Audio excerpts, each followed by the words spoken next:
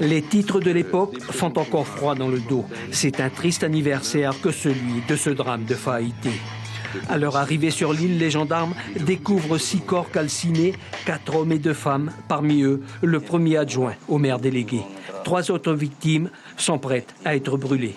C'est la fin du calvaire pour certains.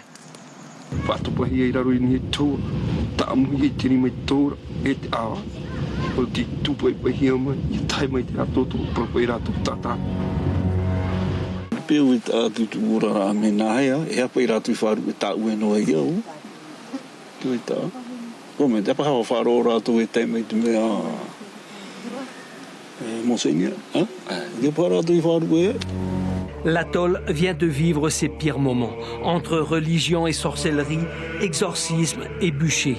Des bains de mer pour chasser le diable et quand ça ne suffit pas, on l'élimine par le feu, entre surnaturel et hystérie collective. Le père Hubert est un des premiers arrivants après les immolations. Comme ils avaient affaire à des gens qui étaient des malades mentaux, au lieu de les guérir, ils s'étaient allés de pire en pire.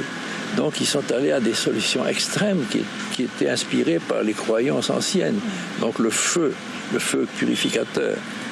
Mais là, ça n'avait rien à voir avec une possession diabolique ou une oppression diabolique.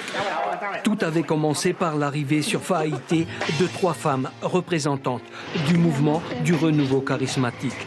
Groupe de prière, prophétie, vision, repentir et châtiment. Plus d'une vingtaine de personnes sont inculpées. La justice statuera en dénonçant une folie collective passagère appuyée sur un délire mystique.